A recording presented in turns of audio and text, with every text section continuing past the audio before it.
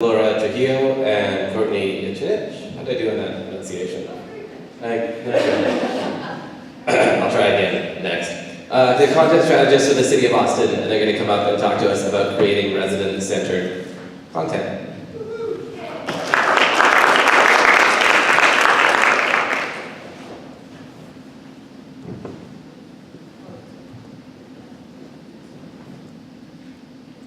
So Marnie just talked about putting our residents first. That means that anything that we build as a city, especially if we're driving tech, needs to be resident-centered. And honestly, in order to do that the right way, we have to start with looking at what we already have.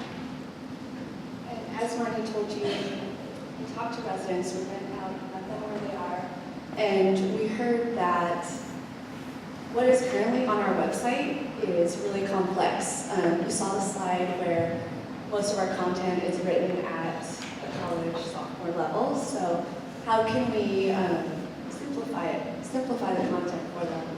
How can we make it more accessible? How can we make it easier to translate? How can we shorten the content too? This is part of the problem. There are 11,000 pages online, 10,000 documents such as PDFs. So if you think about how you access a website, a lot of us use our smartphones, so trying to load a PDF online on your smartphone, not always the easiest. So we really took that into consideration when we were talking to the residents, like how is this for them to use? And we realized that in order to reach our residents, we have to work with the people who are creating the content. So coaching the authors and the publishers responsible for creating that content into writing service-oriented content. So what does that mean?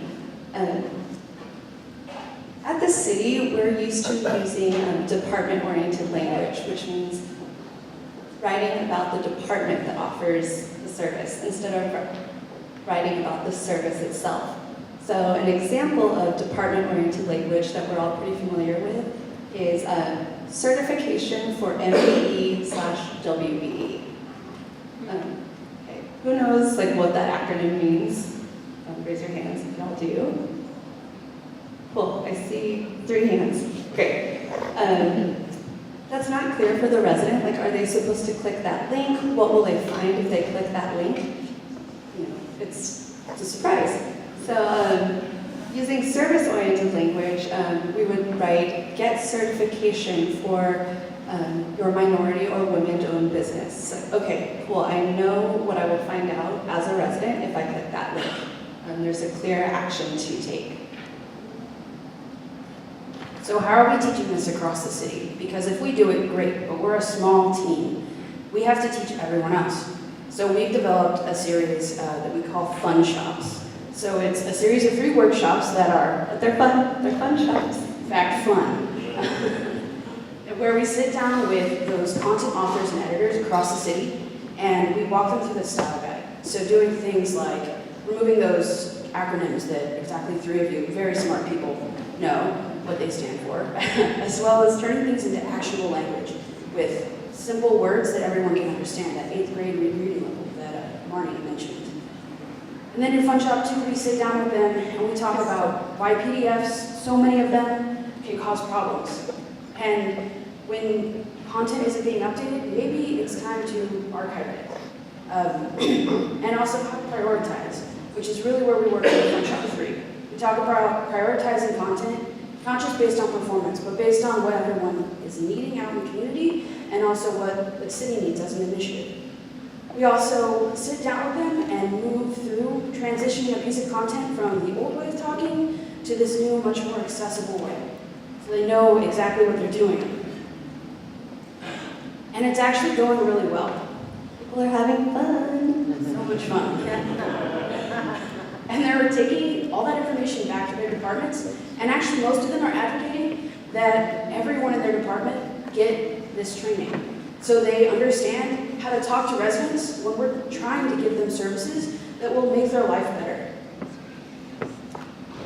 But it's not just the words. So when you have a really complex city process such as residential permitting. We know that that can be really disparate on our side of the line, right? But there are clear steps if you look hard enough in any city process that a resident can take. So it's important that we drill in and talk about what are those actual processes for them. So they know where they are and how much further they have to go before they can actually execute whatever it is they're trying to do.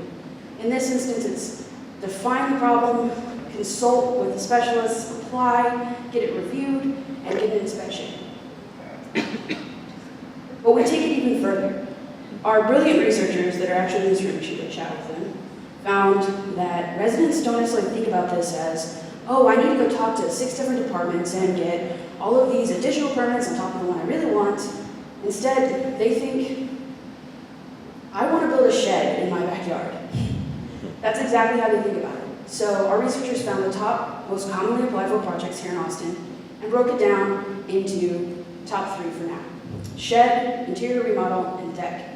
We took that simple process that we created and applied it directly to these projects. So a resident who is trying to build a shed in their backyard can go through and find the exact documents they need, who they need to talk to, where they need to go, and they can have exactly what they're looking for in the context that they're looking for. And this has already made quite a difference. Before, when a resident would go and apply for a permit, on average it took 2 attempts, which can actually be over $500 per resident. And now, it's been pretty successful. Yeah, we heard from Lily, who she and her husband wanted to convert their garage, and on their first try, themselves without using a contractor, they were able to get the permit the first time. So we're really excited about what we're doing with writing for residents. So, any questions?